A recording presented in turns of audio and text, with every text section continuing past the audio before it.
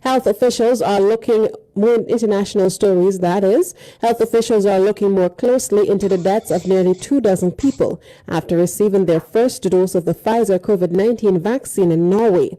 A total of 23 people died within days after receiving the first dose, the Norwegian Medicine Agency announced in a statement. Of those deaths, 13 were nursing home patients who were at least 80 years old and were apparently related to side effects of the vaccinations, according to the health officials.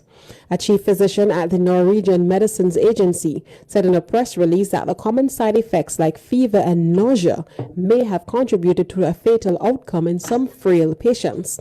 The Norwegian Medicine Agency says it cannot rule out any side effects of the vaccine contributing to serious course and fatal outcomes in patients with severe and severe underlying disease.